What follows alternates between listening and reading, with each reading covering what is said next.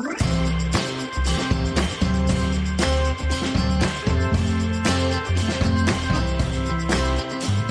are back, episode 11 of the Hockey Cards Gongshow podcast.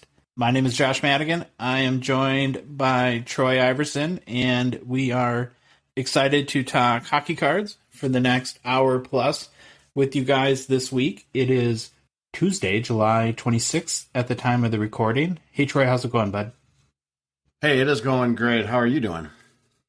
I am doing good. So I have to, start out. One of the things that I'm going to be a real big hypocrite here that I've always found annoying is when you're listening to a show and the first thing the host or co-host or whomever is leading that show, the first thing they say is, today we have a big show, because it kind of feels like they do that every single time. But today, Troy, I think we have a big show. I would agree with that. I think we have a big show, and hitch, I always say we have a fantastic show, but we have a really big show today. It's really exciting. Great content, good interview, all the stuff of a great podcast. Yeah, so we were fortunate enough yesterday to record an interview with Tony Sirianni from Upper Deck, which we will play for you guys in a little bit. He had a ton of amazing information, and it's just great, I guess, for us to make that connection with Upper Deck. The other, thing we should address off the bat, going back to last week, is I did sit Troy down and force him to watch Shoresy. You did. Troy, give your 30-second Shoresy review. Definitely. So I think we made it through the first 3 episodes, if I remember right, and it was everything I thought it would be. It's funny. Jared Kiso is just fantastic. The setting up of everything, the hockey stuff was awesome. Just the brutality of some of the Shoresy hits I was laughing at. It is like Letterkenny, though. At sometimes I do think the dialogue gets a little drawn out because you can tell they're just riffing off each other and doing the kind of improv. So I thought was a little bit long at times, but it's just absolutely hilarious. I enjoyed it, and I am going to watch the rest of the first season because I was laughing my tail off listening to it or watching it. Yeah, the cool thing for me is he made a very conscious choice to make it very specifically for hockey fans. Like, I don't think you would get half of the references on the show or jokes if you didn't know a lot about the game or the culture around hockey. And so if you think about it, that's a pretty bold choice. I'm sure most of his audience is Canadian, so there's going to be a greater percentage of people that would resonate with the show. But as hockey fans and people that are pretty intimately involved in the culture, it's, I definitely appreciated that aspect of it. Yeah, for sure. All right, Troy, we should probably get rolling. Why don't you give the game plan for the show today? On today's show, we will start with the big trade of Matthew Tkachuk to the Florida Panthers for Jonathan Huberdeau, MacKenzie Weegar, and Cole Schwindt. Then we will turn our attention to some pretty big hobby news around a Connor McDavid card sale. Next, we are joined by Tony Sirianni from Upper Deck to discuss the recent SP Authentic release, along with some other interesting topics in the hockey card hobby. It was a really great discussion with a lot of good information, and we think our listeners will definitely enjoy the interview. From there, we will continue our Mt Rushmore discussion by looking at the Mt Rushmore of right wingers. Then we round out the show with new product releases and our personal pickups and or sales. All right, so let's get rolling right into the Calgary Panthers big trade. As you had just mentioned, the Calgary trading Tkachuk for Huberdeau, Weegar, and this year's number 1. What a crazy offseason for Calgary, huh? Yeah, Calgary their hand was forced. Once the news came out that Tkachuk basically said he's not resigning, they had to do something. I'm just absolutely blown away that they were able to get as much in return as they did.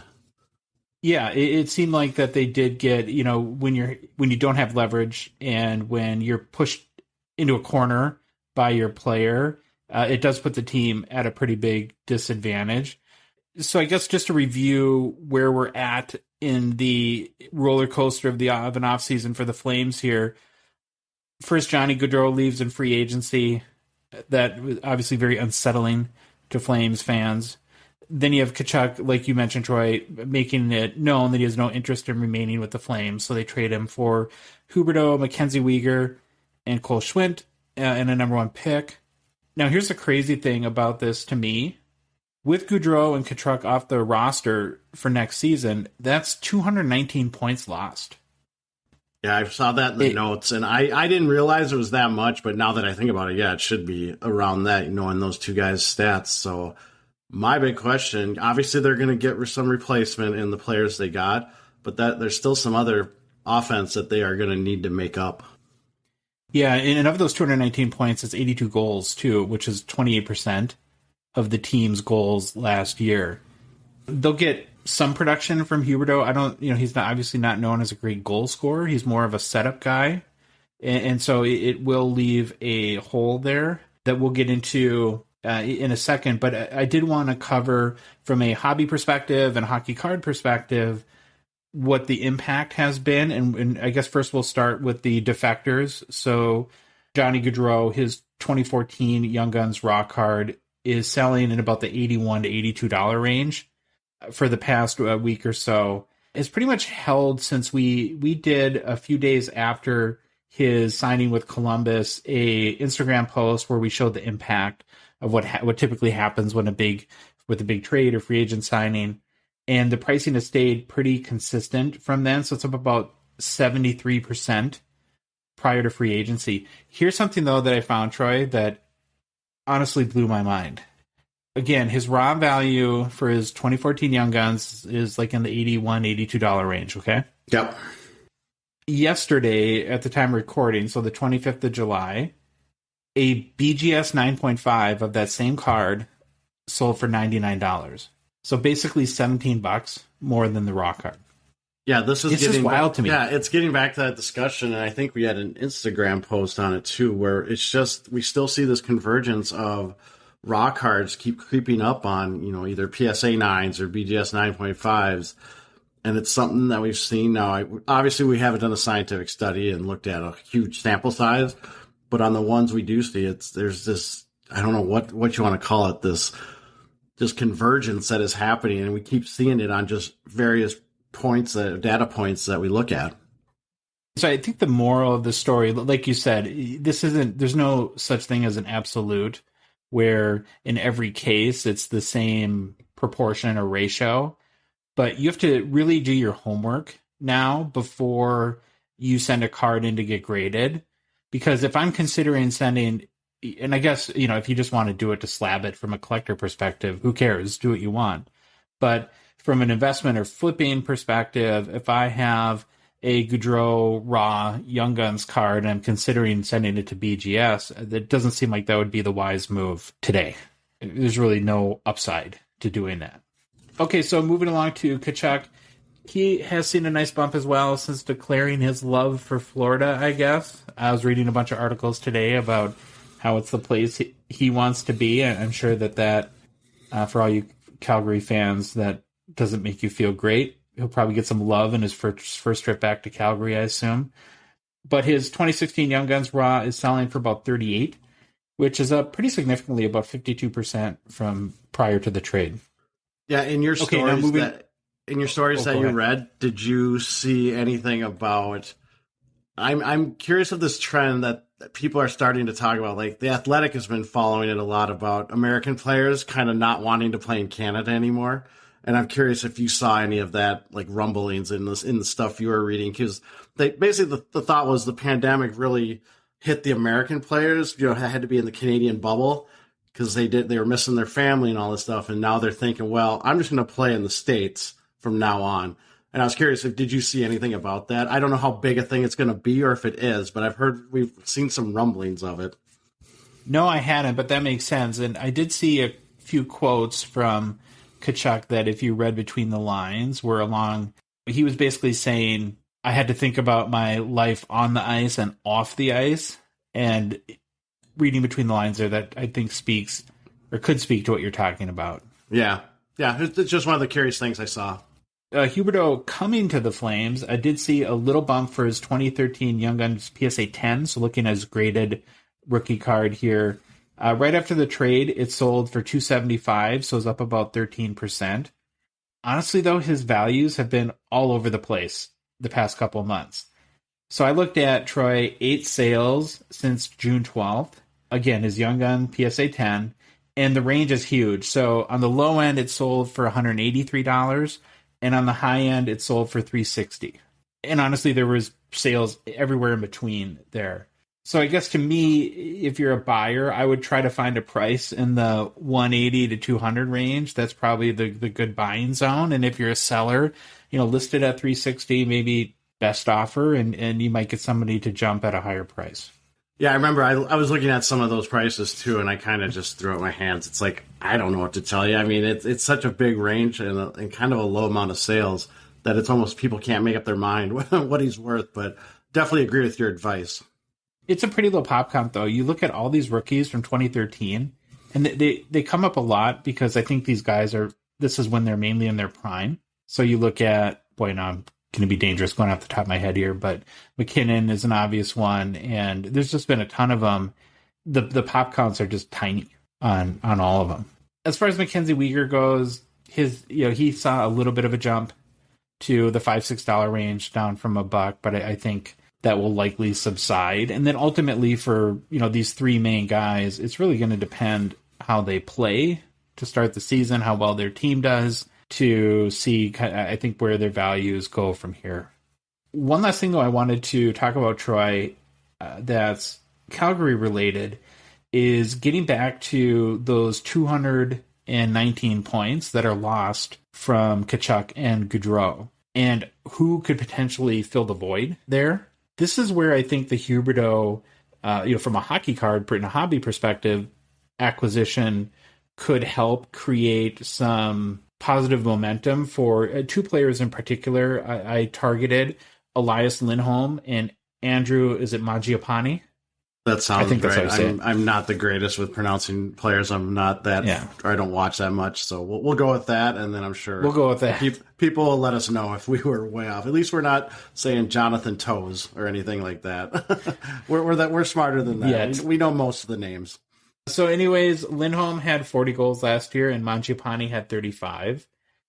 So, to me, they would be the likeliest candidates to maybe step up and get in the 50, 55 goal range. I know that might be asking a lot, but and I was thinking if they do, because somebody's going to have to fill the goal scoring void, and you have Huberdeau, who's had 85 assists last year, and should be able to help set people up and give them good opportunities to score. That those might be two guys to look at in the short term if you're willing to make a 3-4 month investment. So Lindholm, he's another 2013 rookie. His Young Gun PSA 10 is pretty cheap. Really low pop count though, 29.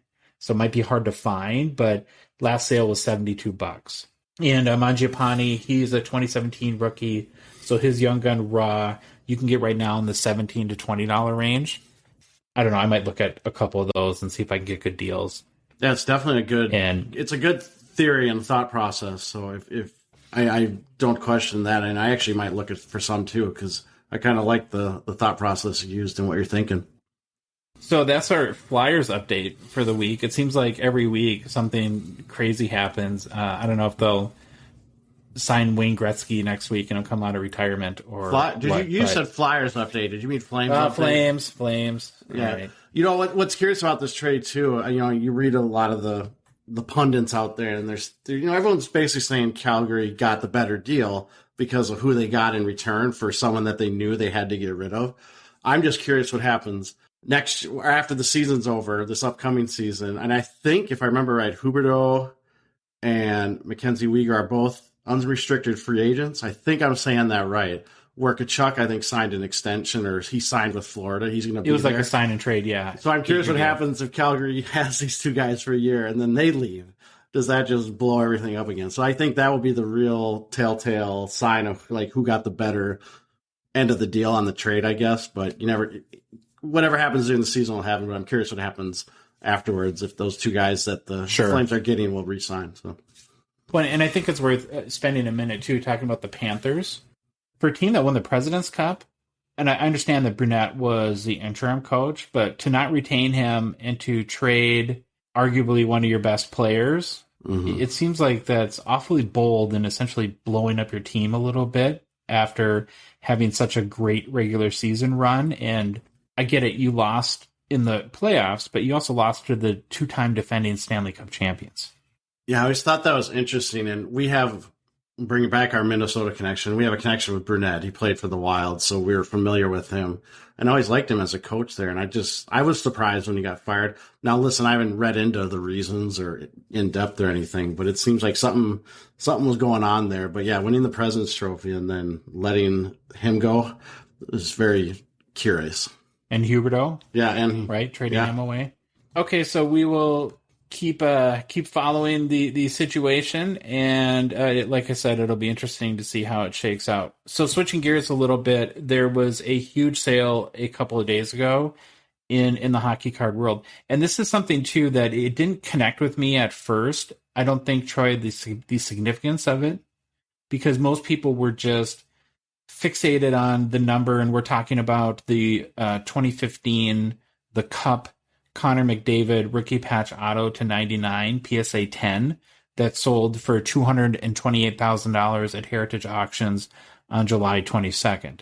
And so Troy, I think in the time we're in, you see a sale for a sports card for $230,000, and in the context of the sales we see every day for baseball and basketball and football, it's a little ho-hum at this point because it seems like they're happening every day. And so when I went in and I dug into this and I looked at specifically Card Ladder's database, their hockey database, which, as you recall, Chris McGill talked about a couple weeks ago on our show, goes back, didn't he say, to the early 2000s? I thought so. On sales, I think they had a really long history of data. Yes, so it goes back a long time. Obviously, even in going into the 90s, cards weren't real valuable anyways. And the other thing I think is instructive about this point I'm going to make is, Card Ladder looks at tons of, not just eBay, but PW, all the big auction companies and a bunch of other sources. And it's the third largest sale in their entire database.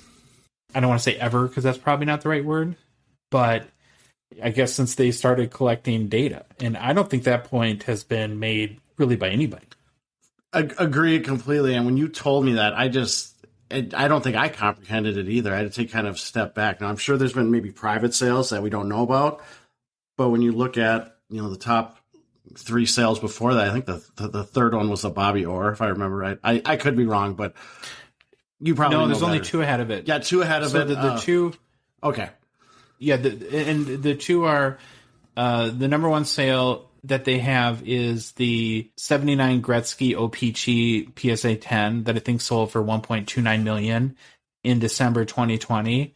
And then its Topps counterpart, so the 1979 Gretzky Topps PSA 10 sold for $720,000 that same month in December of 2020. And this is the third largest sale behind that. It won't be for long, because if you recall to our last week's show, that Topps Gretzky that sold for $720 in December of 2020 that's the card that, or one of the two, because it's a population count of two, that's going up at auction next week or August 5th at Heritage, and they're saying we'll do north of $1 million. Yeah, that's right. I was trying to say the Bobby Orr was the old number 3. It gets pushed to 4 now, and the McDavid jumps to 3. But yeah, you're definitely right. That Topps Gretzky that's up for auction now will push. Who knows if it becomes 1, 2, whatever they're looking at. But yeah, that'll be interesting to see. But again, going back to this McDavid card, yeah, huge news for the hobby. We think, obviously, make third highest sale that we could find in the Card Ladder database is pretty big deal. Yeah, and so just a couple more particulars that I think are interesting about this card.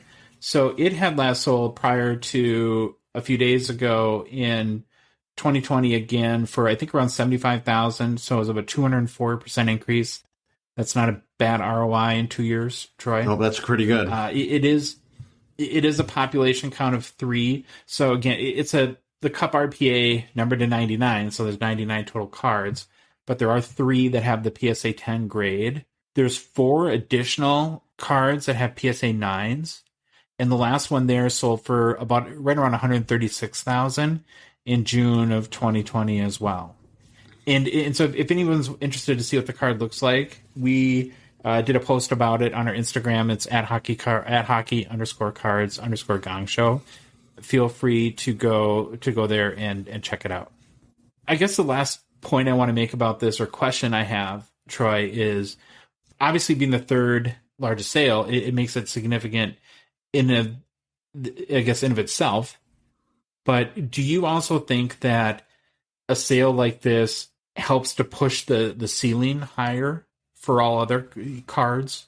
I would hope so, but I never know with what's going on in the world or the economy. And again, when we get in these high value cards, there's such a low pool of buyers that I don't think money really matters, and they can buy what they want. And I don't know if that artificially inflates it or not, but I do like that it was the third highest ever. Like, that was a big news to see that. And again, that amount, I'm glad it's getting higher and higher, because like you said, we see basketball cards, football cards, a lot of them go from, we've seen a bunch of six-figure sales, high upper six figures. So I hope it does push the hockey card value kind of up, like the rising tide lifts all boats kind of theory.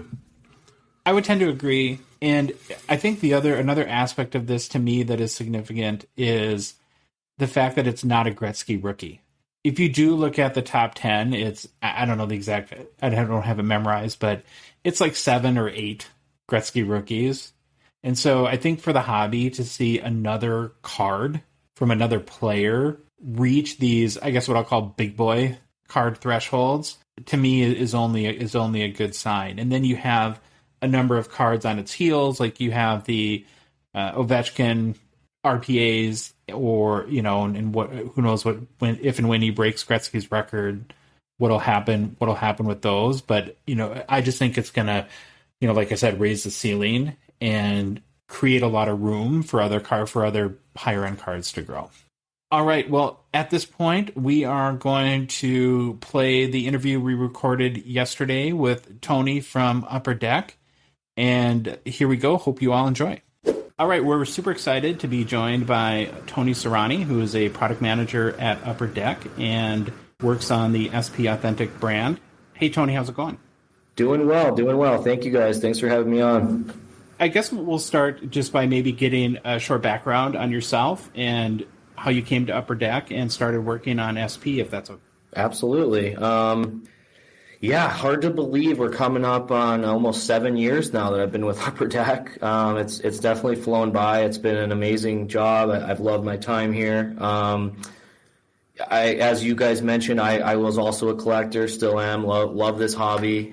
Grew up with it, collecting cards, child of the 80s, so a lot of junk wax in my collection from those days, but kind of always just stuck with it through, high school, onto college. The older you get, you have a little more money, a little more of a budget for that. So good thing, because, as the 2000s rolled around, you started seeing the prices of products going up. And again, you pull autographs from products, jersey cards, memorabilia cards. So, it's just something I've always loved, always been very passionate about. So for me, it's definitely a dream job. I do work on a handful of hockey sets. I also am the product manager for Goodwin Champions. I have another kind of offshoot of Goodwin that'll be coming out next month. I can't wait for everyone to see. It's going to be called Metal Universe Champions. So kind of taking our long-standing, very popular Metal Universe brand, but now using our Goodwin checklist, our Goodwin subjects to kind of create, its own unique product. So that one's going to be really exciting. I've also been lucky to venture off into the entertainment side of things here. Love sports. I'm a big sports fan, but I also I love entertainment. I love Marvel. The fact that we get to work on that stuff is incredible, and again, a dream. Spent a lot of my weekend down at Comic-Con this weekend, so had my Marvel, my entertainment hat on most of the weekend, but it was just amazing to be amongst all the fans and see all the new announcements, and again, lucky enough that I got to be in Hall H for Saturday to see the big announcements from Marvel and DC and all the other stuff that was on. So, I'm a big nerd. That's probably the best way to put it. Love all this stuff. Love collecting. Sometimes, again, they call us unicorns in the building, though, if we're both a sports and an entertainment pop culturists. A lot of people, they stick to one or the other, or, there's some of us that get into both. So again, luckily I get to kind of dip my toes into both sides of the business, and I love every minute of it. So you'd fit in really well here. Troy is a huge entertainment collector and has been buying, I don't know if you know the show Warehouse 13. Oh yeah, I remember that one, absolutely. Yeah, he's been buying those cards left and right for the past month. So. Yeah, Warehouse 13, Parks and Rec. I love celebrity stuff. I was going to say, wait, we might need to pivot and just change this whole interview to the entertainment side. Oh man, yeah. Come back on. We'll have to have another show. And Billy, one of my counterparts now. We've got a good team of product managers, but Billy, who's been here, he's the longest tenured product manager. He's the same way. He was at Comic-Con as well doing his thing, but he's a big sports fan. So yeah, we have a good time bouncing back and forth. You get to get a little more creative sometimes with the entertainment stuff and kind of go outside the box. So yeah, it's awesome. But yeah, I'd love to come back on. We could do a whole other show just talking entertainment for sure. Okay, yeah, we should probably stick to hockey. And so I'm trying to think off the top of my head here. SP Authentic's been out for a month or month and a half. Does that sound right? Yeah, I'd say about a month or so. That sounds about right. Yeah. One of the things that I'm super interested to learn from you is just to get a little idea of what the process is in bringing a set like this to life. Like, how long did you guys work on it? What are the key milestones that you had along the way? Sure. Every brand kind of has its own unique features or unique content. I mean, SP Authentic is such a long-standing brand, and we know how important that one is to collectors. It's been around, since the late 90s, right? Across multiple sports. I think hockey's first year would have been like 98 or something, close to that, 98, 99. So we've got a lot of brand equity there, and we know that's so important. And ever since the beginning, hard-signed autographs, Future Watch autos, that basically right out the gate, that has been the go-to rookie card. So, when you're building a product like that, you have to be respectful of that. You always need to have those familiar elements. But again, you always want to try to keep it fresh at the same time. So we made a big pivot a few years ago with SP Authentic where it was always a 3 auto per box product, and we reduced that to 2 autos. And there was some controversy with that. It was a little polarizing, but we were able to kind of supplement that content with bringing in the new bounty program, which the Spectrum FX cards have been a really big success. That's been a key driver early on. As I even went and looked at the website today, at the Upper Deck Bounty website, it looks like that bounty's already been exhausted for the big prizing. So it just goes to show that that's certainly working to add that value to the box, to add the content value without needing even more autographs. Because again, as you're seeing with Upper Deck and with the other companies in this business, like there is a move to find new routes for value, like building technology-based inserts, rare chase cards, which again I think that's a very important thing for all of us doing this, whether you're the collector, the manufacturer, the dealer in the middle, card breakers, for everybody, just to have more value when it's not just the autographs. There's other cards you're looking for, whether it's acetate Future Watch or acetate Young Guns, like that kind of stuff. And again, I think those Spectrum FX cards have helped with that. Again, especially some of the rarer ones, when those early days where people are trying to put those bounty sets together, you'll see those cards sell for more than a lot of the autographs, some of the rarer, higher tiered rookies. So yeah, I think that's been a good addition, but SP Authentic in particular, it's definitely one of those where you have to be very careful with the balance of what do we add to it while also keeping the consumer expectations in line of, the hard signed autographs that they're coming to get. So, it's a fun product to work on. I love the challenge. It has such a unique aesthetic every year, a lot of clean whites with futuristic or different design elements in the background. So yeah, I was very happy with the way this one looked. I love the designs. I thought they turned out really nice, but, I'd say every product really has its own unique route through building it, but for a long-standing brand like SP Authentic, it's just making sure you're respectful to what the collectors are looking for year after year. that totally makes sense. So to follow up a little bit on when you're talking about ways to add additional value beyond the autograph cards, is part of the logic there to not be so tied to the strength of any given rookie class for the success of your product?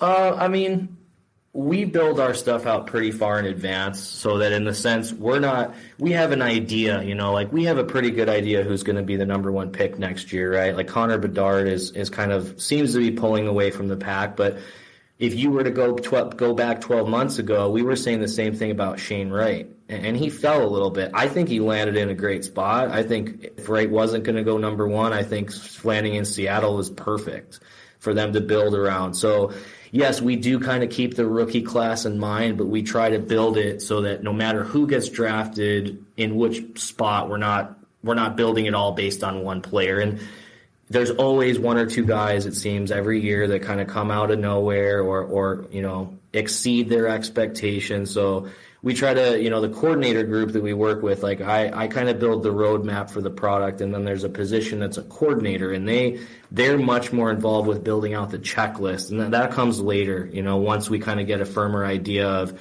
who's going to be a holdover rookie, who falls into that class, that, their rookie cards year set versus who's a new skating rookie. So there's a lot of strategy in play with that. But yeah, I would say we try to build the set to work with whoever is going to be in that rookie class. At least that's the way I try to build them out.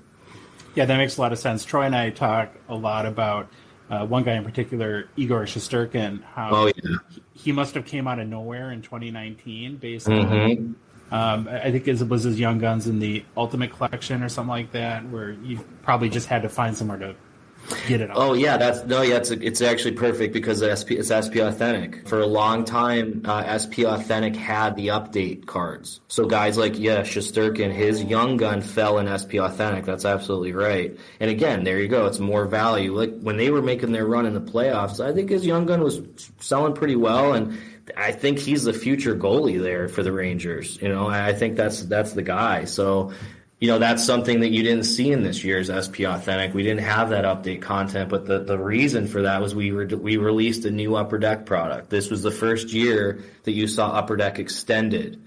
So, internally when that decision was made, it just didn't really make sense to keep Upper Deck Update within SP Authentic because there's only so many rookies, there's only so many base cards and so many update cards you can do. And again, we want to be respectful of the collector. The UD Flagship, Series 1, 2, and now Extended, those are heavily collected sets where people do put the whole base set together and the Young Guns, and putting in between three sets is probably a good limit. So again, that's something where we needed to make a little bit of a pivot based on new products that we created. Were there specific goals that you guys had from a collecting perspective with this year's SP Authentic?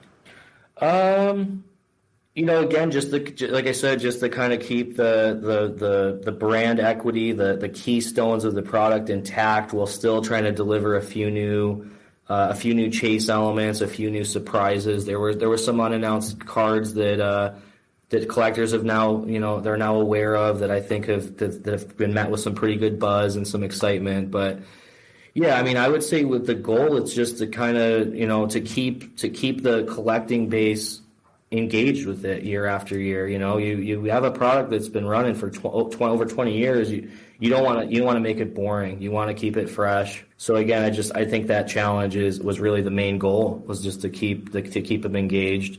We wish you guys would have had it a lot sooner. I mean, obviously delays were a part of that with the pandemic and manufacturing supply chain, but yeah, I think that we definitely delivered on that of kind of the balance we were looking for. Yeah, was that the biggest challenge for you guys this year, just dealing with all the stuff going on in the world with the supply chain and pandemic? And yeah, again, SP Authentic being hard signed, as you guys are aware, there are products that use label autographs and there are products that use hard sign. And when you go hard sign, there's a different layer there where you have to, in Upper Deck I'd like to say we're probably the best in the business. I can say that confidently, with authenticity, making sure that there's reps involved, making sure that the autographs are authentic. We put a lot of time and care into that. I'd have to get some clearance before I told the full story, but I can tell you that people went far and wide across the world to get this product signed and to get the key cards out there. Yeah, so yeah, I'd love to dive into that more. I'll have to get some approvals upstairs before, but the efforts put in, especially with a global pandemic and the concerns for health and safety, it was just another layer of getting these athletes to sit down, to be comfortable, to be in a place they felt safe, and they're busy, So when you add a global pandemic on top of everything else going on, it's a challenge, but. The manufacturing was definitely tough. We wanted to make sure the quality was there. We wanted to make sure that the level that collectors are used to with this product was there. So, yeah, it took a while. It took a long, long time. But we're hoping, and as I internally see calendars and product release dates, I'm seeing a lot more coming online. I'm seeing a lot more stuff coming available and coming out to you guys soon. So I think... I think over probably the next 6 to 12 months, you're going to see a lot of stuff coming out, which is awesome. So we can kind of get caught up, if you will. But yeah, it was definitely a major, major challenge. Something I hadn't dealt with in my time here, but we made it through. We're not completely out of the woods with all this pandemic and everything, but I can definitely see the light at the end of the tunnel, and I can see that things are getting back to normal. So yeah, you guys will feel that as well. Like I said, probably over the next 6 to 12 months, you're going to see a lot of products coming out. Well, I'm sure it's been crazy challenging, to say the least. And as Troy and I have tried to decipher what the release calendar is going to look like for you guys, one of the things that we've guessed, I guess, is you're kind of in this weird period right now, where we have 2020 products that are still coming out, obviously 2021, and then we're quickly approaching the 2022 season. So how are you trying to juggle that, given that things happen in the world that were outside of your control and have created this situation? And I guess I'm primarily interested in keeping... trying to remove confusion from collectors, because we've seen that a little bit when we'll watch breaks when products are coming out and collectors are trying to figure out who the rookies are in this product. Does that make sense? Oh, definitely. Yeah. I mean, there was a point a month or two ago where this product hadn't released quite yet, and I had 2021 preparing to release. I had 21-22 that's been in the hopper for probably about a year now, so we're still working on some stuff for that on the back end. And then I was working on the new version of 22-23. So I had 3 versions of SP Authentic in various stages kind of going at the same time. So you have to be very organized. You have to take a lot of notes, and communication internally with the team we have here is just key to keep everything straight. As far as from a collector perspective, just marketing as much as we can, getting the word out there that, hey, this is a 2021 versus a 21-22 product is a very important element of it. And I think we do a really good job of that. I think that, as you open our products, we make it pretty clear when you're hitting a rookie card. I guess, maybe Future Watch doesn't always necessarily call the word rookie out, but you should be able to do some quick research, or if you're very familiar with it, you should know what those key cards are. But for a new collector, I think that we do pretty well of making sure they're understanding, I just pulled a rookie card, or I just pulled a card of a prospect. But really, it's just communication, and whether that's verbally or whether it's written on the card, printed on the card itself, you got to make sure, like you said, if it's a young gun, what year's young guns am I looking at, right? We always do a nice job on our products in the back. We always put the year. I think most of the industry is doing that, but we started doing that probably early. I'd say maybe like 2006, 2007. And I remember even as a collector, that was so helpful because, again, you have a box of cards, your collection, and you have mixed years, and you lose track. So, again, just flip the card over. You'll see a tagline telling you what year the product is from. And again, for the most part, we're going to tell you if it's a rookie card. There is, like I mentioned, Future Watch, Young Guns. Those don't say the word rookie, but I think at this point collectors are pretty aware of what that means. Yep. No, definitely. So I got to ask you one specific thing about a very particular card. Whose decision was it for the Kirill Kaprizov Future Watch Auto to put him in the retro jersey or uniform for the Wild? That's a great question. I want that person to get a bonus. All right, that's good. I was hoping that was a good thing. I was hoping that's where that was going. Yeah, kudos to our photo team. Kudos to, again, the coordinator group.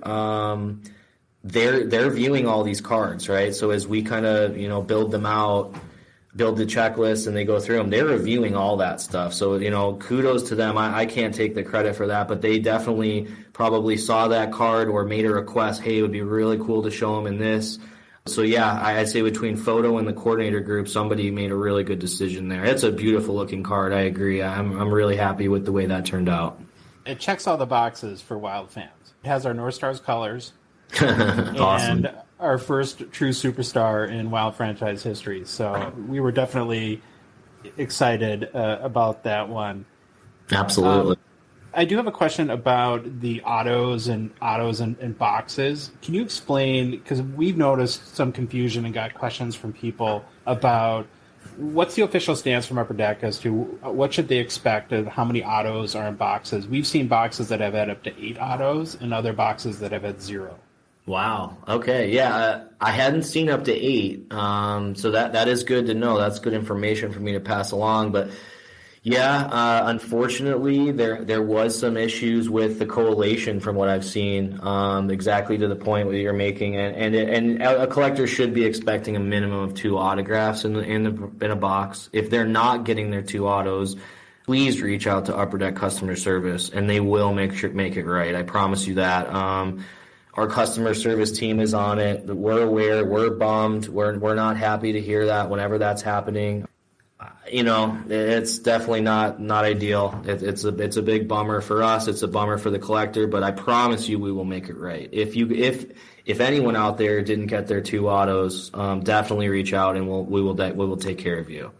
If you got 8 autos in a box, wow, congratulations. You weren't supposed to get that either, but I wouldn't call customer service. I think you're in good shape if you got 8 autographs. So, or if you really want to be nice, you could give a few of those to the guy whose box didn't get any. But I understand. I understand if you don't want to do that. Just call CS, call our customer service team, and they'll make sure to make it right. Yeah, it sucks. I'm real sorry about that, guys.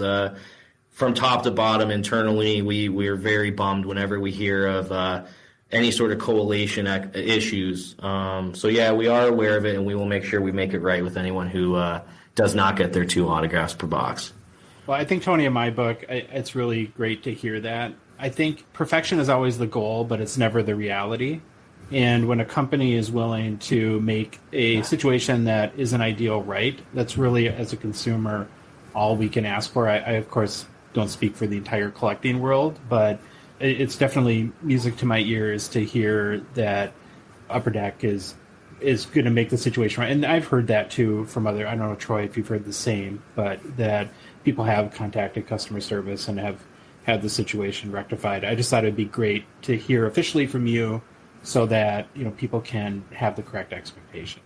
Oh, definitely. Yeah, again, we apologize. We are just as upset. But we understand, hey, you're a collector and you're spending your hard-earned money. Yeah, we told you you'd get 2 autographs, and that's what we want to make sure you get. So at least, and again, as you guys have seen, it was built with some variety where boxes were supposed to get a 3rd auto. You could still get a 3rd. That's how we've been building it the past few, since we made the move from a guaranteed 3 to a guaranteed 2. There were always boxes that could deliver a 3rd. So yeah, I mean, if you got extras, awesome. But we will make it right if you didn't get your 2. So yeah, happy to convey that out there to you guys.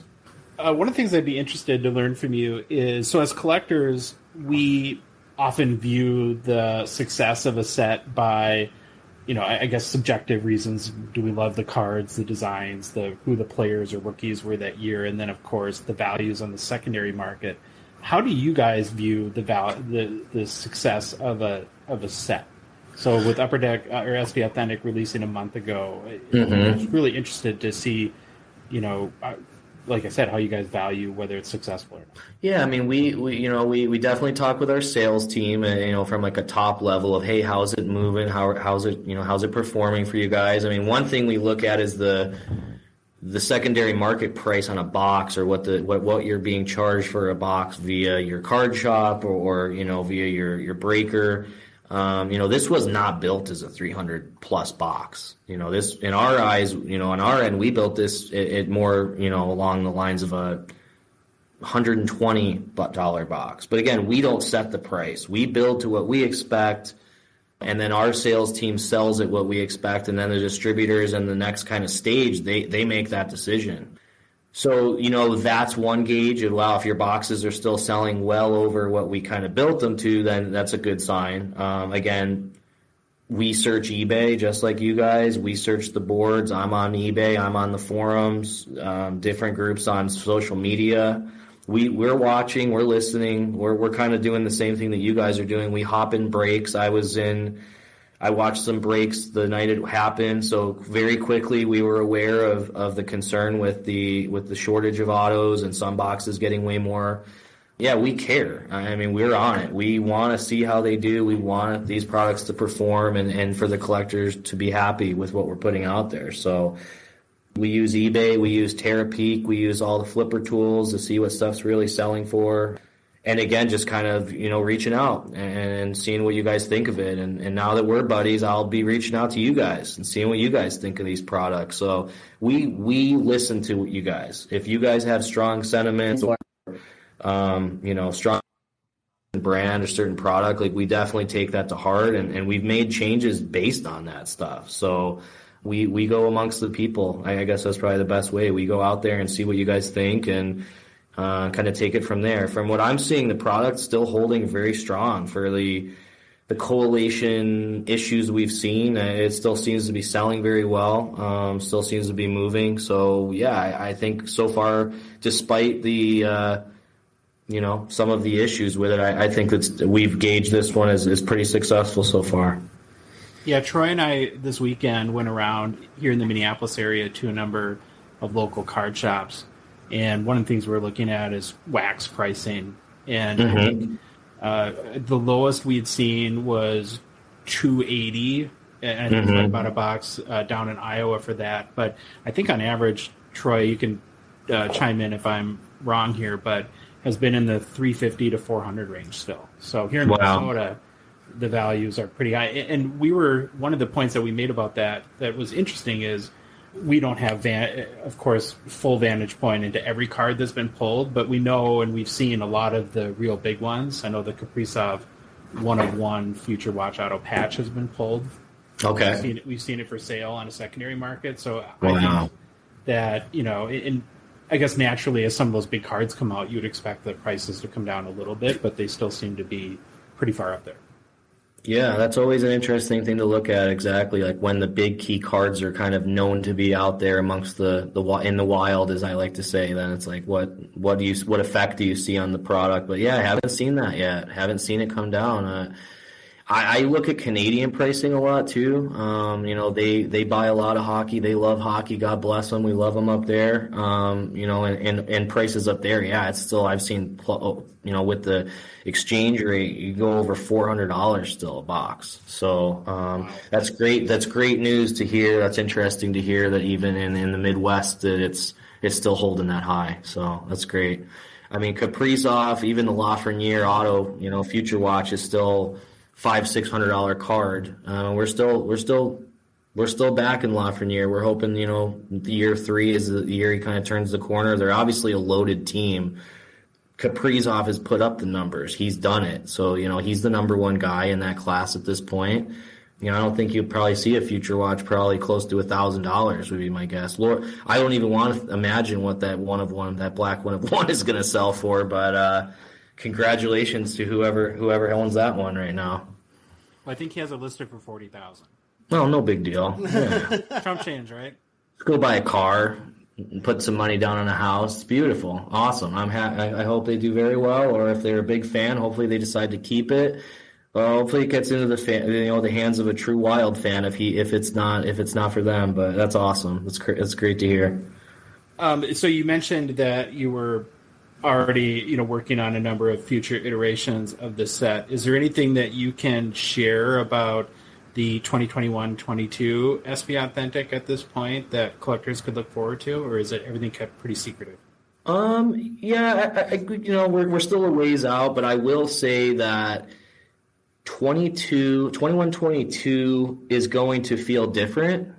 It's going to feel different in its configuration. It's going to feel different in its pack, but it's not going to feel different in the box level content or the case level content, if that makes sense. So I do think it is going to feel a little different to you guys, but again, the main drivers will still be there. You will still get your 2 autos or more per box. You will still have an FX bounty, but there is some new stuff coming in that one that I think, again, that balance, right? Like we made a pretty big change. I believe that would have been going back 16-17 would have been the first year where we reduced to 2 autos. So now we're fast forward to 21-22, about 5-6 years out.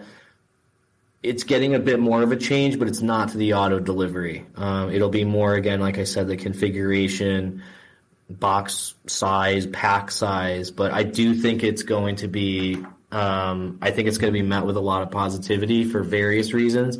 I don't know how much I can get into it other than that at this point, but it'll feel a little more adjusted from previous years for sure.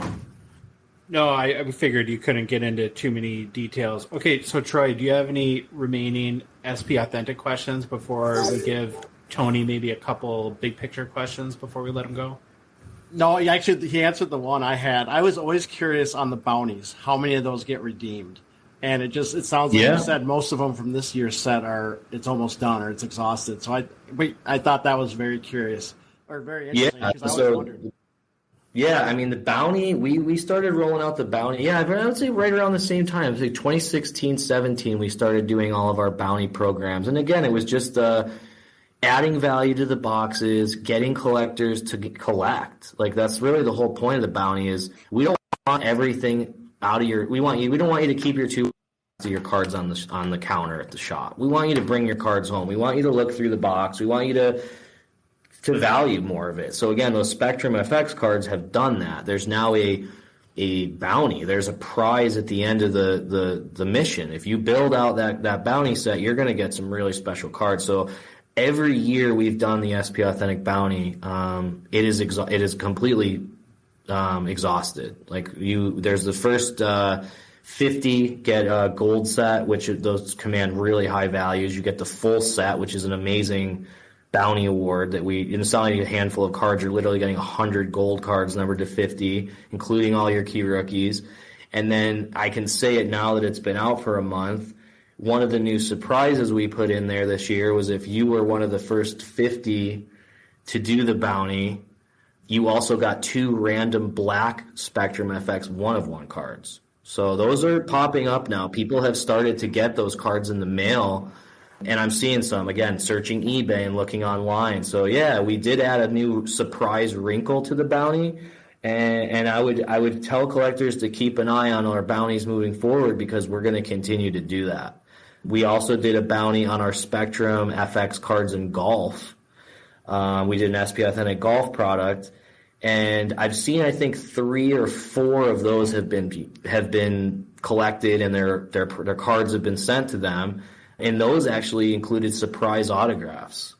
So the collectors are going to be getting surprise autographs in their bounty set for golf. So we're going to keep doing that. We're going to keep putting Easter eggs, as we like to call them, surprise cards, little bonus stuff. So, yeah, very, very excited. And the black cards look beautiful. The Spectrum FX blacks, if you haven't seen them yet, there are a few online. They look amazing. I'm very happy with the look. I was waiting for collectors to get them in hand. So, yeah, definitely go and check those out. Those are going to – I can only imagine what that Kaprizov's going to sell for.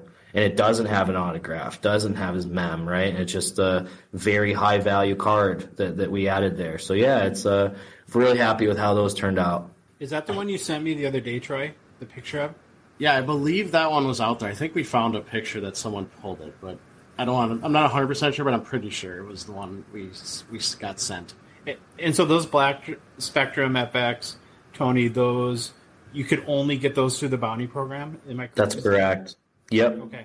Yeah. So the first 50 collectors that did the gold set, whoever collected the gold set, if you got your gold set in the mail, you also got 2 random one-of-ones in the mail as well. So someone was lucky enough to get Kaprizov, someone's going to get McDavid, someone's going to get Lafreniere, etc., like down the line. So yeah, a lot of big cards in there. Again, Matthews, Crosby, all those guys were in the Spectrum set. So, and again, all the rookies as well. So yeah, Robertson, Stützle, yeah, should be some pretty big cards out there. So yeah, we're real excited that you guys are getting those now.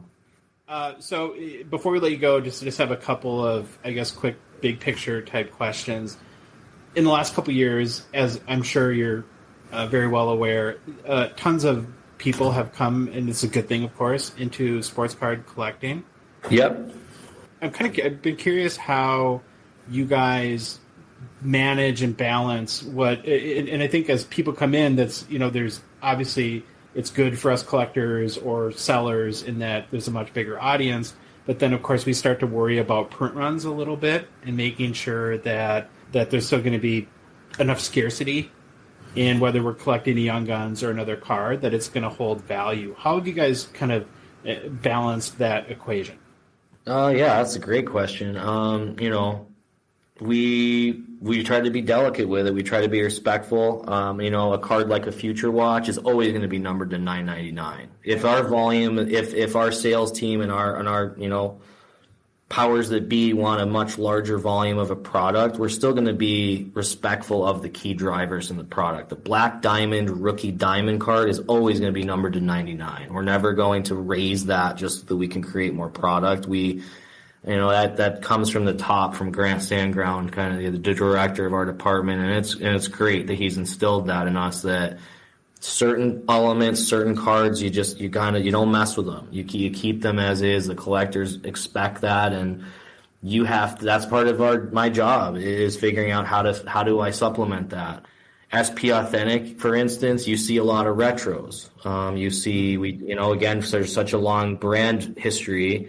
We're lucky that we can pull from 10 years ago and we can pull from 20 years ago. So, one thing that we introduced, I even noticed last year with Cale Makar, there was really 3 Future Watch, or 2 Future Watch. There's 3. There was the original, the 20 anniversary, and the 10 anniversary. So the 20 anniversary wasn't even an autograph back then. The Future Watch was just a card, a serial numbered card. So, we try to get creative with that. And again, different brands have different levers you can pull to create, again, more parallels or different retro cards. But again, it's a delicate balance of not hurting the integrity of a long-standing rookie card, because the hockey collector, as I've seen over the years, it seems like they've really been, in a lot of ways, they were the first ones that went to, I got to have a Young Gun. You got to have the Young Gun of this guy. You got to have the Future Watch. You need to have the Cup. If you're so bold and you have the budget, you want to go get the Cup 99. You'll never see those key cards moving in that sense. So yeah, we have to build new content and new exciting chase cards in that sense, like we talked at the beginning, right? Of new tech, new sort of drivers, and just trying to balance out the new and keeping the old stuff intact the way collectors want it to be. It's really interesting to me that you mentioned in the sequence you did Young Guns, Future Watch Auto, and the Cup. I've thought a lot about how those 3 work together, and it's, I think, one thing that Upper Deck has done really well in helping to position to, especially new collectors coming into the hobby, to really understand sort of the hierarchy, especially of key rookie cards. So you have more your base level rookie, right, would be your Young Guns, and then the step up from that is the Future Watch Auto, and then if you want to get into something very exclusive, then you have your your RTAs that come in the Cup. Where if you compare that to, and I like other sports too, but like as a basketball collector, let's say, it's really confusing as there's 9,000 different versions of every rookie card to understand, okay, what's the true rookie here? Mm-hmm. And I think that, especially as we hope to get more and more collectors into the hockey card space, I think it makes it very easy to communicate that and to learn sort of how the hobby operates and how the collectors view these cards. Yeah, I mean, we watch what others are doing. We pay close attention to the hobby, and to me, National Treasures, to me, seems like the key rookie auto patch card that you want in, let's say, basketball. But there's a briefcase product called Flawless that costs a lot more. Yep. Why isn't that rookie card worth more? So we ask ourselves these questions. We say this stuff, what do we need to do and what do we have to not do to make sure that the cup is always the ultimate kind of, that's the biggest card every year. We don't want to mess with that. We don't want to send something out to you guys or announce, now this product's going to be even bigger than the cup. Well, there's a lot of delicate decision making with that, because there's always a push. You guys need to bring out an exquisite collection hockey product. Well, we do give exquisite collection content in a few brands across the year, including the cup, but you put exquisite collection out against the cup, you're going to confuse the collector now. What's the ultimate rookie card that I want? Or maybe it's the ultimate collection rookie card, right? I keep saying the word ultimate. I mean, I agree that I think we've probably been the best at that, as far as what rookie card is pretty prevalent and what's the key one that I want to get early in the year. And again, it's all your taste and what cards and what sets you collect. But at the end of the day, we always want to make sure the cup is the ultimate rookie card, the biggest chase card out there. So yeah, there's definitely it could be easy to put that for us internally to say, let's just make this ultimate product that's even bigger and even more bells and whistles in the cup. But we have to be very careful with that, because we don't want to confuse the collectors. No, that makes total sense. So the last question I have for you is a question that we are trying to ask everyone that we've had on our show, and it really gets down to the core of why Troy and I started this podcast. And we see there's a massive opportunity for the hockey card collectors market to grow. And there's a couple catalysts that we've had talked about even months ago. I think the NHL getting back on a national TV deal is huge. It's really hard to build fans when your games are on the outdoor camping channel, not buried on cable.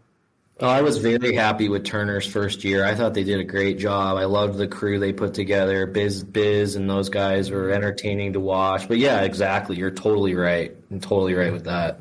And then, we mentioned the last few minutes too. I also think that there's such an opportunity within the NHL and hockey. There's a very large crop of young stars that have emerged, from Makar to Shesterkin to the 2020 class is strong. The 2021 class has been amazing with Caulfield and Sider and Zagris and Lucas Raymond. And so, but the question is, what do you guys see as the opportunity for growth in the space, and how are you trying to do your part? It's not your sole responsibility, of course, to help ensure that this hobby grows and reaches its potential. That's a great question. I think internally we are trying to, expand our efforts with our marketing, with getting kind of players out there amongst collectors. They did a lot of that around Shane Wright prior to the draft. Get to know Shane Wright, get to know his family, kind of making them, household names. Raise those Q scores, if you've ever heard the term Q score, right? Like the household name. If you poll 100 people on the street, do they know who X, Y, and Z hockey player are, right? So just trying to build that connection with fans. And I think, again, having them on Turner and national networks and all that stuff. And we've done a really good job of getting our name out there amongst it. If you're a collector, you've seen our brands on the draft. Yep. At Kraken events. Like we're trying to, make that connection that, hey, we're making the cards. We're heavily involved with the NHL, and these are the players you want to collect. These are the guys. These are the superstars of the league. And like you mentioned, all these young guys, like the future is strong. Like there are so many exciting players. I mean, Cale Makar is the most exciting defenseman we've seen in a long time. I mean, just unbelievable to watch. We love McDavid. He's our guy. I mean, unbelievable player. So yeah, just kind of, marketing does a great job with that, with fan events and getting players in front of fans and again, showing that the kind of the other side of the player when they're off the ice to get to know them. So we'll continue to do all that stuff. We'll continue to have them at events. We'll continue to market them in those ways, doing little interviews. I mean, there's been some guys that have been willing to open product online or live for us, which has been awesome. So, again, just coming out of the pandemic, the more people are comfortable with that kind of stuff, with us being able to set up our diamond dealer events and stuff like that, it'll just help all of that. Just getting the engagement between collectors and the sport itself, the players.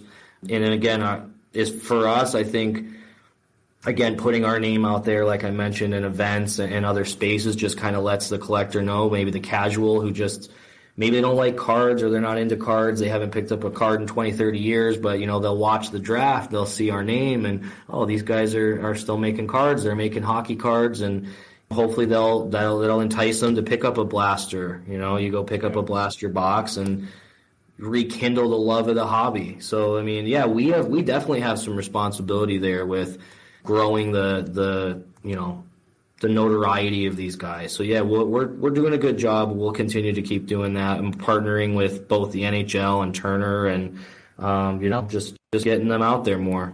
The average kind of average sports fan or average collector to kind of get into hockey. I think the pricing is going to help too. I think our product is, even as we mentioned, like SP Authentic being $300-400 a box, you can still go get a box of Upper Deck 1, Upper Deck 2 for under $200, right? $120, $130, and that's still pretty reasonable to get in the door and get some pretty big cards in front of collectors' hands. You pull a Young Gun or an exclusive high gloss or one of these key guys, you're off and running at that point. So I do think we do a good job of that, of keeping some prices in line or kind of pre-pandemic, sort of the blow up of this industry, as you mentioned, just the rise and all these new collectors that have come in. I think our sport's quickly becoming one of the more affordable ones, and still you still get a good value out of what you're paying for a box. Where we see some of these products selling $1,000+, and there's not much guarantee of anything. But people are willing to still pay that. But I think you look at a Prism basketball versus an O-Pee-Chee Platinum hockey. You could get a lot more O-Pee-Chee Platinum hockey right now than you can of Prism basketball, just for your dollar value, and you'll get a lot of really nice cards. So I think that helps out as well. Well, Tony, if you or Upper Deck is in need of product testers, people to open boxes and make sure the photos are correct, or sure. Or Troy and I would be willing to make that sacrifice on behalf of the guys. collector community. And thank you so much. You've been super gracious with your time. And Troy, you got something?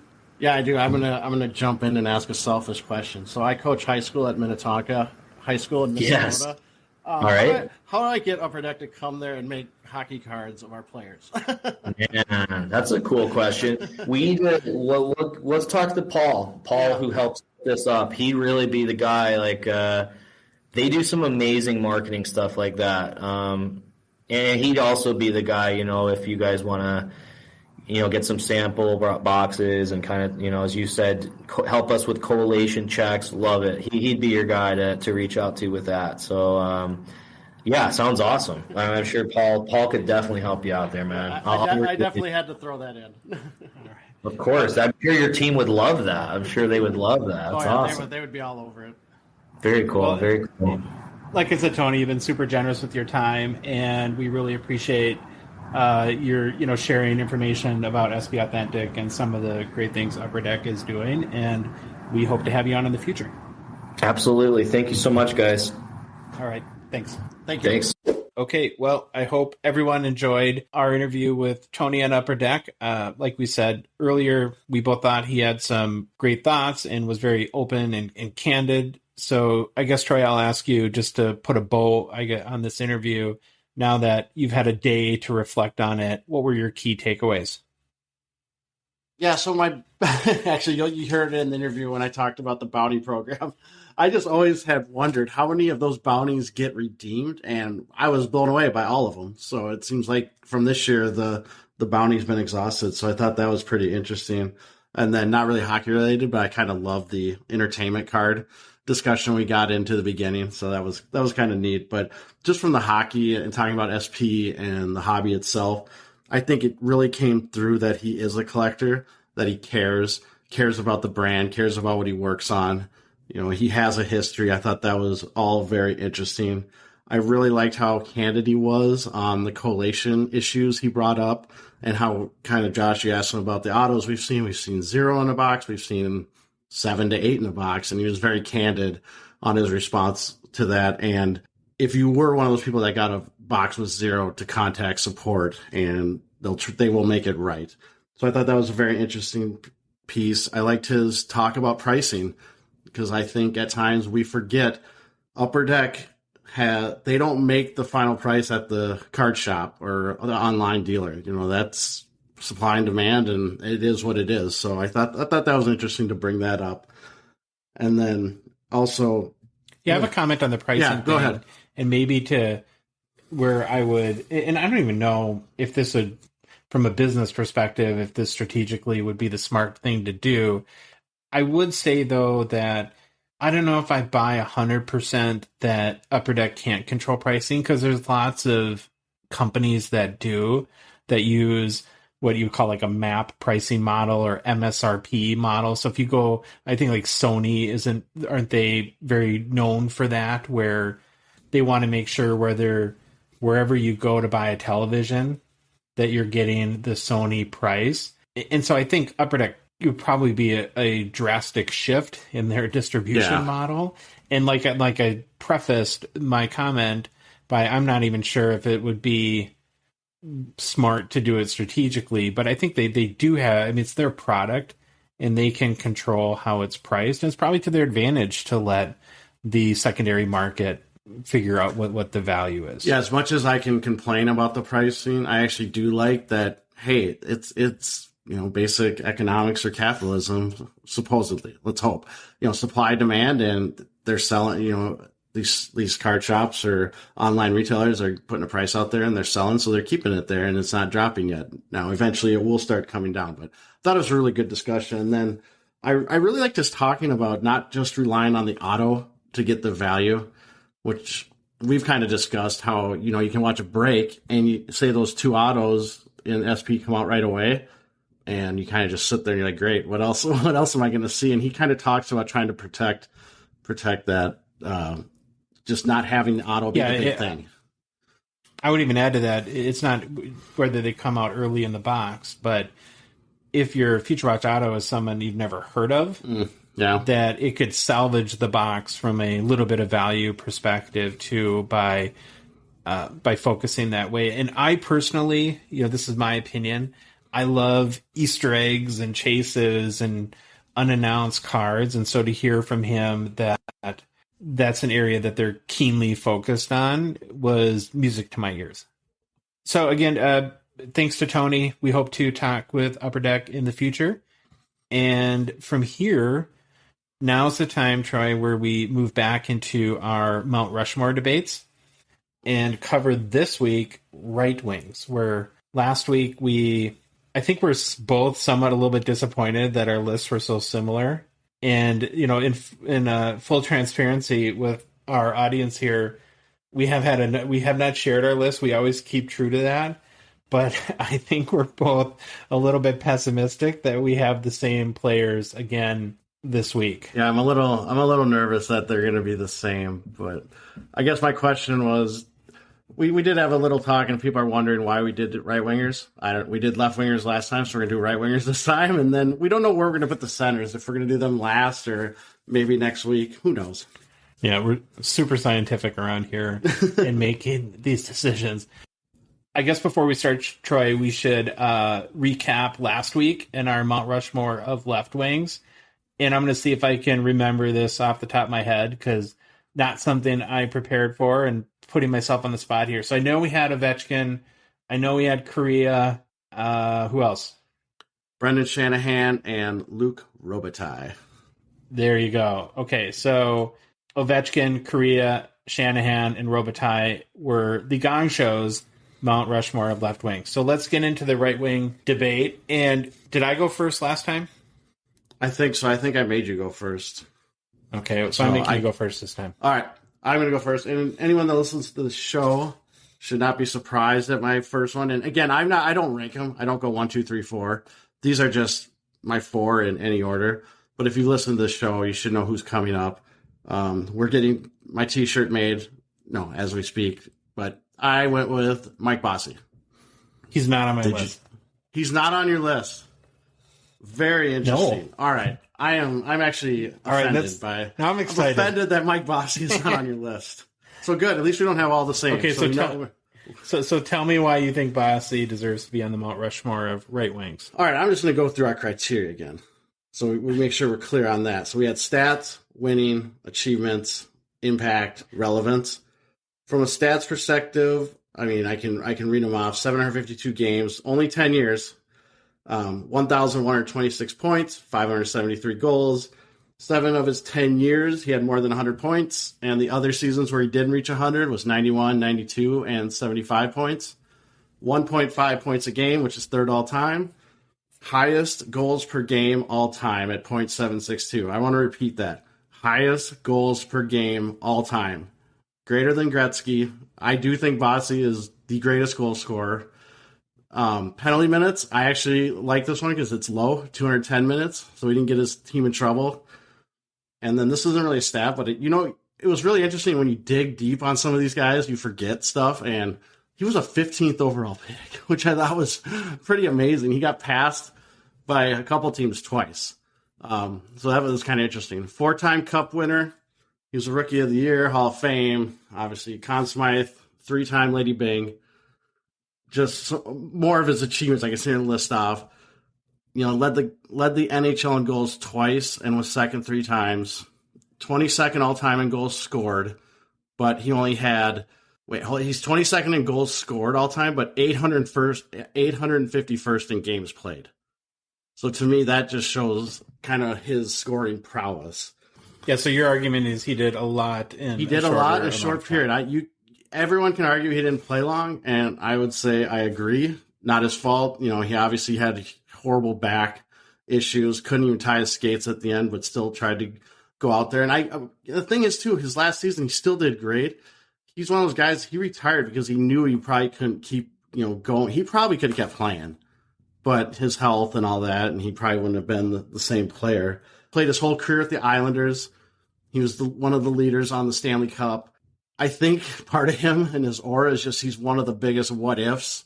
I mean, he's like one of the top players ever, sure, but there's still this what-if factor on him. And all those, I think he, for me, is definitely on the Mount Rushmore of right-wingers. Okay, well, that's a good argument. It's hard to argue against anything there. And I did find when we were researching, I'm not sure if you feel the same way, the right-wingers were a little bit tougher than left-wingers to come up with your list. Okay, so it's my turn, right? Yep. I'm going to throw my first player out there just to make this really spicy that I'm pretty confident is not on your list. So we can start 2 for 2. Okay. Not having similar players. So I had Brett Hull on my Mount Rushmore of right wings. Did you? I have him. Oh, I have Brett Hull. Okay. I struggled. Now I'm curious to see. There was like 3 guys that I just went back and forth on, and I ended up with 2 of the 3. And Brett Hull was in that group. I was just going back and forth. So I did have Brett Hull. Okay, so I'll just read through a little bit of his overview and accomplishments and see, you can fill in where maybe I have some missing points. But so he'll be our first lock into the Mount Rushmore. So technically Brett Hall he's in there before Mike Bossy. This is depressing. So his nickname's Golden Brett. Of course, after his father, Bobby Hull's nickname, the Golden Jet. I think what Brett's most known for is most would consider him one of the greatest snipers in NHL history and pure goal scorers. He played 21 seasons in the NHL, 11 with the St. Louis Blues. Obviously very meaningful to Blues fans. His number 16 was retired by the Blues in 2006. He's 25th all-time in scoring with 1,391 points, although he's 5th in goals with 741. So it turns out he is not Huberdeau and not more of a goal scorer than a setup artist. He is one of only 8 players with more than 700 goals in NHL history. He's also 3rd all-time in power play goals with 265, only trailing Ovechkin and Dave Andreychuk. He didn't win 4 Stanley Cups like Bossy, but he did win 2, 1999 with Dallas and 2002 with Detroit. He's a 9-time All-Star. He won the Hart Trophy in 1991. And like I said, I just think, when you think of goal scorers and the best in history, he's the best of all time. I did want to throw in, I know it wasn't a requirement, but it was kind of interested, just a little hockey card aspect of this too. And his 1988 OPG PSA 10 last sold for $3,000 on June 10th. What I think is really interesting about this card in relation to Brett is, so you would look at a 1988 hockey card and think, oh, junk wax, right? The population count on this card is 63. That's the PSA 10, right? Is that what you said? Okay. Yes, of the OPG, the 1988. Yep. And so at a value of $3,000, it seems crazy that and I think that it has to be that low because people, a junk wax bias call it, for his standing in NHL history. And the other thing that's even to put the icing on the cake here, that $3,000, it's down 33% in the past year. So somehow you've got one of 8 ever 700 goal scorers with a 35-year-old rookie card with a population of 63 somehow has lost 1/3 of its value in the past year. To me, that's a pretty good investment if somebody's looking to buy. I know it's not technically vintage, would be modern, but a retired Hall of Fame rookie card. So I thought I would just throw that in there. Okay, so we have Brett Hull. Yep, and we have Mike Bossy in the Hull maybe too. pile. With Hull, I'm going to throw this stat in there because this one boggled my mind. 17 consecutive seasons of at least 24 goals. That to me is pretty crazy. That's crazy. That was a pretty interesting stat to read. If we wanted to make the argument against Hull, you could say, he was not known for his defense or his back checking, and in fact, it led to issues with everyone's favorite coach, Mike Keenan. So I don't think there's a player that had or hasn't had an issue with Mike Keenan, but that was one of those interesting kind of side notes. But I had Brett Hull on my list after looking at everything. So that will be an interesting one if people agree with that. Yeah, and not a super obvious choice. And I think the other thing is just his, 25th all time in scoring. So it's not like, I think there's a certain amount of people that would just look at, who are the top 4 scorers in NHL history and make their list based on that. Not that that's a wrong way to go about it. No, for sure. We had a little bit different criteria. Okay, so we have Hull on there for sure. We have Bossy right now in the maybe pile. Who is your next nomination? Man, Bossy in the maybe pile just hurts. It hurts right here. So my next making one, me happy. My next one, I am going to go with Jaromir Jagr. Okay, I have him. To me, he's one of the couple obvious ones. Yeah, so obviously, I'm writing it down, so just give me a sec. So I know, so our scientific method, so we make sure we have who's on Mount Rushmore. So it's Brett Hull, Jagr. Again, you look at his stats, and they're just crazy. I mean, 24 years, over 1,700 games played, 766 goals, 4th all time, 1,155 points. He has 1,921 points, which is 2nd all time, but first by a right winger. Most game-winning goals in NHL history, 135. I thought this was a really interesting one. Led the NHL in scoring for 4 consecutive seasons. I never thought of him like that. I knew he scored a lot. I just didn't think he did it for 4 straight years in a row to lead the NHL. 2-time Cup winner, obviously with the Penguins. Tons of achievement, like 5-time Art Ross, 8-time All-Star, 1 Hart Trophy winner, and then he got second 4 times. He's got a Masterson in there, 3-time Pearson Award. So it's like he won it wasn't just scoring. He won a bunch of other ones. He will be a Hall of Famer whenever he's up for induction. He's still playing in the Czechoslovakian Pro League. He owns the team he plays for. So he's not even slowing down. He was, and you can probably chime in here. He's a fantastic playmaker, member of those cup teams. And I think my favorite tidbit about him is there's a fan club that travels around and dresses like him and has all the different teams that he played for. Each person in the fan club wears a different jersey, and they try to get to 1 game a year. So they call him the traveling Yoggers or something. I think that's just hilarious. And then I didn't look at his cards. I know we've talked about his card, but I think he's a 1990 OPC Premier, if I remember. And it's a pretty high pop, 3,200 if I remember right. Or 3,000, somewhere in there. You probably have the value more than I do.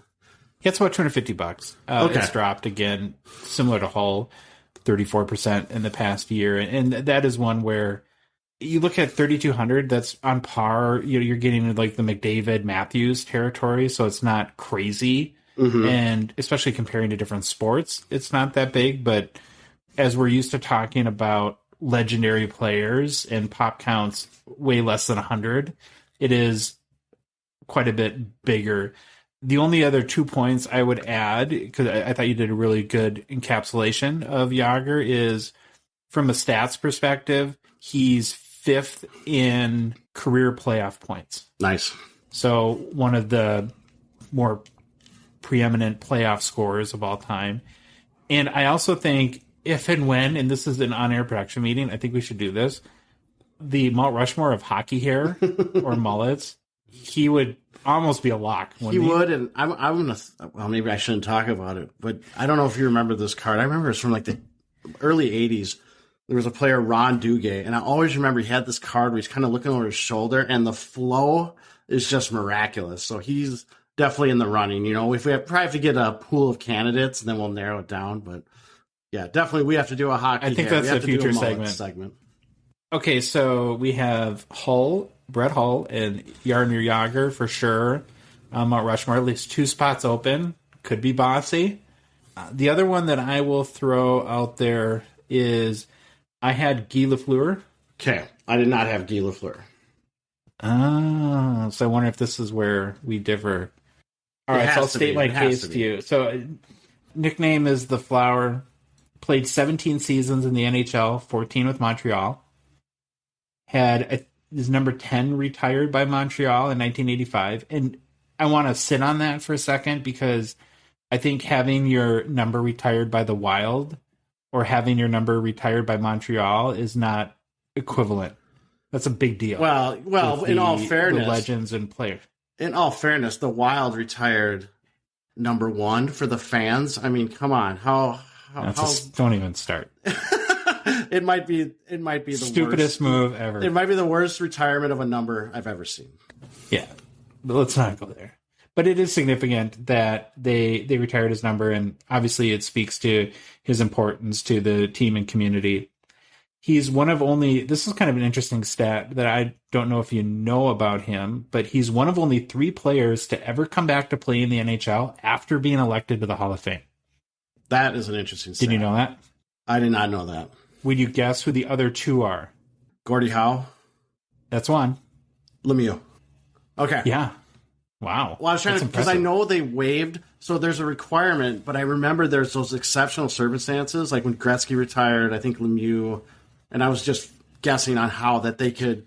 Was Lemieux the cancer thing? Had, like lymphoma or Hodgkin. I can't remember what it was. He had lymphoma. But they let him in right away, and I think they actually got rid of that rule now. Like that's no longer a kid. You can't just, even though you're the best player ever, or if you are, you can't just get automatically put in the Hall. Wow, Troy dropping dimes on hockey knowledge in the podcast. That's pretty impressive. So he's the first player ever to score 50 goals in 6 consecutive seasons, as well as the first with 50 goals and 100 points in 6 consecutive seasons. He's 29th all-time with 1,353 points, 560 goals, 793 assists. He's a 5-time Stanley Cup champion. Had 134 points in 128 career playoff games. 3-time Art Ross Trophy winner. 2-time Hart Trophy winner. Won the Conn Smythe in the 1977 playoffs. And this is the one we haven't talked about a lot, but I think is still significant.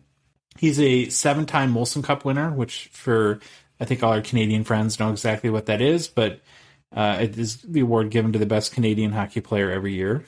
So obviously very significant there. Just to briefly touch on his hockey card and hobby perspective, his key rookie card is the 1971 OPC. There's only 6 of the PSA 10. Its current value or last sale was $31,000. I think it was in May. And to me, it's probably my grail card. It's the set design I love the most. And for such an iconic Hall of Fame player with literally 6 of his rookie cards at a gem mint level, it seems insane to me that it's only $31,000. And this is where I'll go back. Just allow me a brief tangent here to our Connor McDavid sale discussion. Right? In context, it doesn't make sense that this card is only $31,000. And so hopefully that McDavid sale raises the ceiling for cards exactly like this one to, make their way to the predominant level that they should be at. But that's my case for Lafleur. Definitely a good case. I think we'll have a little bit of discussion because I'm guessing, the 2 French guys are where we're going to have the debate. I'm guessing we have the next one. So I guess I will just keep. I'll just keep going, and then we'll chat if we need to. My next player on Mt Rushmore is going to be, surprise, surprise, Gordie Howe. Okay, yeah, I have him too. Now I'm gonna. You might have heard me earlier saying I had this pool of 3 players and I was going back and forth, and you're like, how could you go back and forth on Gordie Howe? Coming into this, I almost was one of those people who's like, well, he's played for, however long. Obviously, he's going to get lots of points. I was one of those I wasn't stuck on him being one of the greatest, even though everyone says it, you hear it. I think hearing Gretzky call him the greatest and being a real big champion of him helps. But once I started doing the research, it made up my mind pretty quick on just what kind of a special player he was, especially in playing in the 50s and the 60s. So he played for so long. So I'm going to just read off a little bit of the stats. Josh, jump in, wave me down if you want to jump in. But, I got 26 years in the NHL, but he also played in the WHA. So his NHL stats are a little skewed because they don't include everything that he had as in a professional hockey player. 801 goals, which is second all time. 1,850 points total, 4th all time. This one, at age 52, he had 41 points in an NHL season. That's crazy. I mean, take a step back. 52 years old. I mean, obviously, we're not over 50, but I can't imagine playing at an NHL level, even though obviously different era. But man, that is some athleticism right there. The only bit of context I'll jump in with what you've said so far is, because I just thought this was really significant, is he said he played 26 seasons, 25 of those were with the Red Wings. Yeah, for sure, definitely. Yeah, that's not unheard of now. So I got him 4-time Cup winner, 21-time. Let me repeat: 21-time All-Star, 6-time Ross, 6-time MVP, top 10 in NHL scoring for 21 consecutive seasons. Now, again, starting this, I was like, oh, maybe, I don't know, I'll have to research. And as I'm researching and just saying this stuff out loud, I'm almost laughing at myself at how big an idiot I almost was for thinking that. So keep going on his impact to Detroit. I mean, obviously Josh just said how long he played there, led Detroit to 4 Stanley Cups, first place in 7 consecutive seasons. They unveiled a statue at the rink. When he died, they had a public visitation at Joe Louis Arena. You don't hear that very often for an athlete. So I think that kind of just talks to how much he meant to the city and how much they loved him. Obviously, the nickname Mr. Hockey, Gretzky calls him the greatest to ever play. In Troy's way too many facts, he could shoot left or right-handed. So he could use a straight-bladed stick if he wanted to and change the way he shot, which I thought was a little interesting. Wow. Interesting tidbit. And a thing that I researched more with him, he played in an era where it was almost thuggery, very defensive, very punchy, slashy, and he was always had players draped all over him, and he still got a ton of points. I think that's something that we kind of tend to forget about that era of hockey that he played in when he was coming up in his prime. And then he also did play in his 6th decade with the Detroit Vipers for one shift. I remember watching that on the news. They showed him get out there. He did a shift and came back in. So that's all the stuff I had for him. I convinced myself after when I started, and then I started doing the research. He's definitely on the Hall of Fame. No questions asked for me. I think I had a very similar experience to you, Troy, and that's one of the benefits to us in doing dopey little projects like this, and is really learning about some of these people that we didn't get to see play firsthand, and really how significant their contributions to the game are. Because it's crazy to think of what Gordie Howe achieved. Really quickly, just from a hockey card perspective, so he played a long time ago, of course, and at a time where there weren't a ton of cards, but I think most people consider his 1951 Parkhurst as his rookie. Card Ladder really only tracks up to PSA 8, which last sold in May 2021 for $56,600. Tiny pop count of 34, so I'm just going to beat the drum until it changes someday, but it just seems that that's way too undervalued for his impact and significance to the game of hockey. Yeah. Even I was looking like if I could find one that's even halfway affordable, and his PSA 6 of the 54 tops is, around 3,000. Now you might be, you're getting in the range that maybe you can buy it, but again, the pop's 116. So it's just one of those. But it's still, I think, undervalued.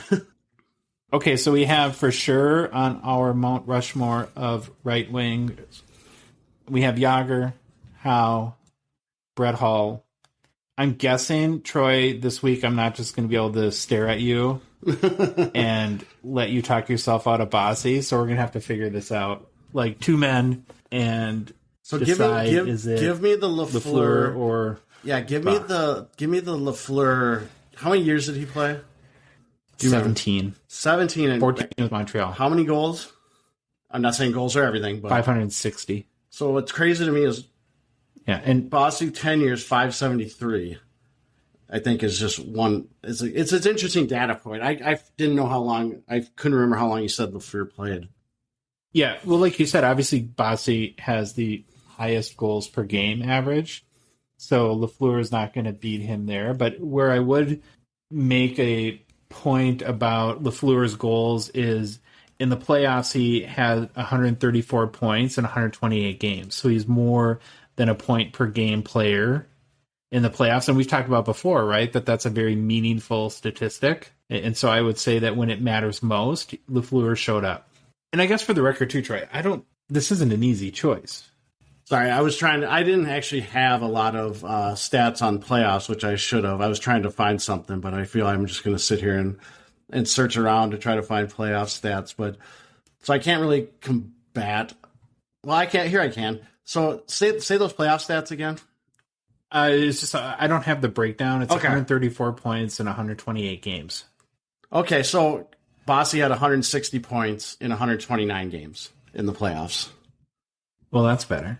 Yeah, so that's one thing I failed to look at, but now that you said that, so and I was trying to remember, those 4 years where they won the Stanley Cup. I mean, he was a goal scorer a game player too. So, but the last couple of years at the end, he didn't play that often. But so I think there's an argument to be made that Bossy showed up also. He did show up, right? So honestly, it's going to come down to what's valued more, longevity or what Bossy was able to do in a short amount of time. Yeah, we should get our regression analysis and advanced analytics out so I can do point shares and stuff so we can see what that goes. Yeah, I think. No, that's making my head hurt. Okay, I'm gonna concede. I'll concede Bossy to the Mount Rushmore. Well, I was sitting there thinking. I think I'm gonna actually So I was sitting there thinking if I gave a weighting to each of these, but we didn't do that. We just said here's criteria. We didn't weight them. And yeah, you're definitely right. And what is it? Is it just pure production or is it longevity? And I don't know. It's a subjective argument regardless. So we'll go with it is hard to argue against Bossy's accomplishments. And honestly, what put me over the top is the winning in the 4 cups. Yeah. Had he had 1 Stanley Cup, I would have dug my heels in a little bit harder. But actually, I think what we'll do, Troy, is once we'll do a post sort of like we did last time on Instagram and other social channels, sort of letting everyone know who we thought our Mt Rushmore right wings are. And I'll do a poll, and I'll be really fascinated. So hopefully everyone will participate in that to see, did we make the right choice between Bossy or Lafleur? Yeah. And I think one place where I kind of failed on this is, obviously I looked up Lafleur and did research. And since I didn't select him, I didn't write anything down.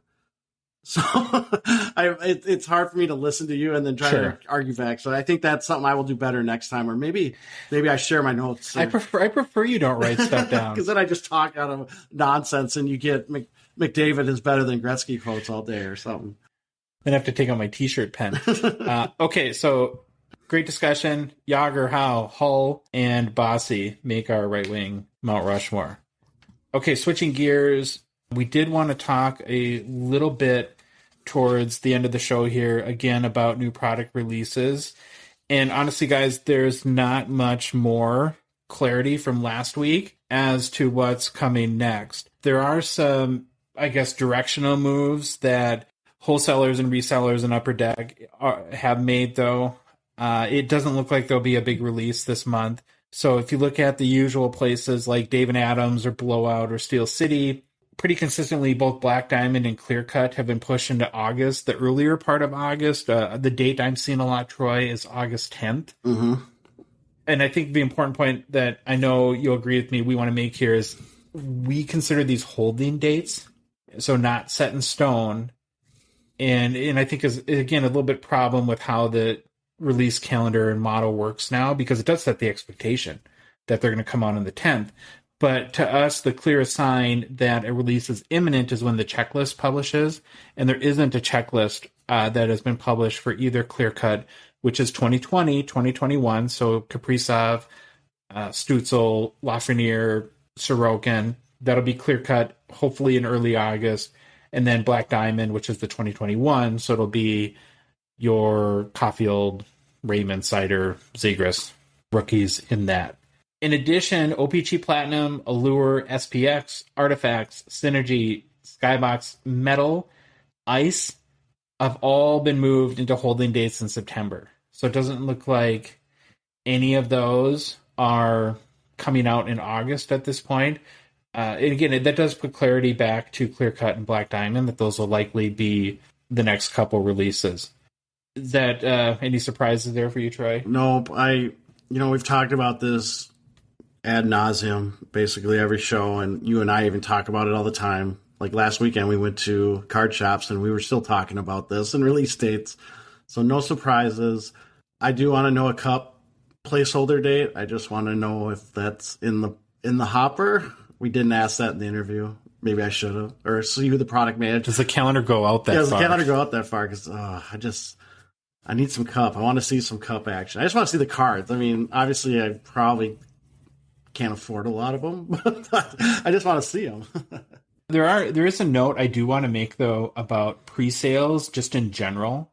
So if you are inclined or have the funds to maybe make a 6-month or longer investment, I have found a number of what I would consider fairly good deals for pre-sales right now. And one I'll highlight is, I know on Dave & Adams, you can reserve the 2021-2022 stature for about $170 US. And if you compare that to the most recent iteration that was released a couple months ago, where it was released at $200, to me, Troy, that seems like a pretty good deal, especially because, as we know, how strong the 2021-2022 class is. Especially knowing the rookie class and that price, I see it as a really good deal.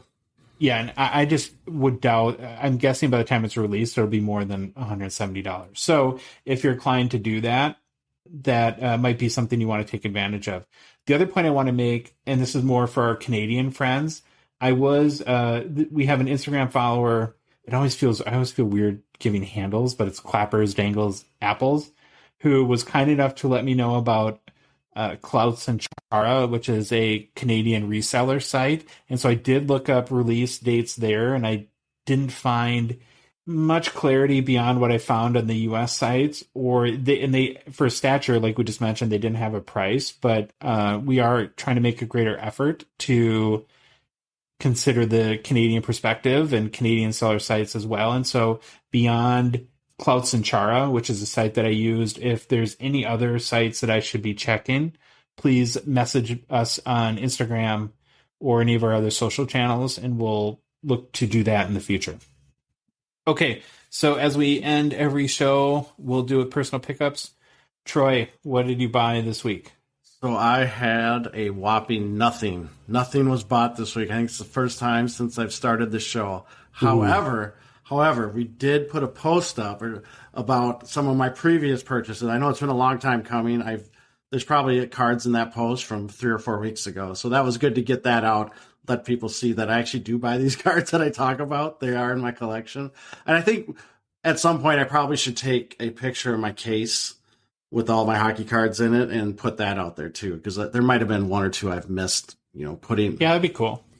So you got to buy something next week so we have content for this segment. That's your homework, is to spend money. Yeah, can you make sure to tell my wife that? Can you text her that I have been told that I need to buy things for the show? I know your wife, and that won't go over well. So I probably won't do that. But I believe in you, Troy, and I know you'll find a way. I didn't have much either. I am a admitted OPC hobby addict, and so I did buy a couple boxes and rip them. Got some cool stuff, but other than that, I didn't buy anything this week. It's hard to have time when you have a podcast and run social media channels around hockey. I found that we're becoming more hockey talkers than hockey card collectors. Yeah, that wasn't just a one-time thing from last show. It was definitely, it's continued. It's continued.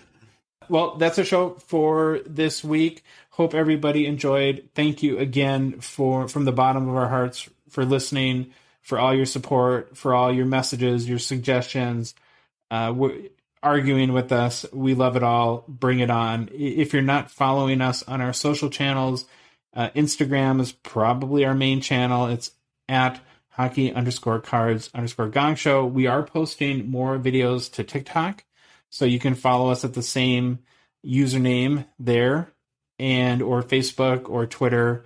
And we hope everyone has a great week. Happy collecting. If you're at the National, have a great time. Be sure to give us your feedback. We are in full FOMO mode here and definitely plan to be there next year. Okay, guys, have a great week.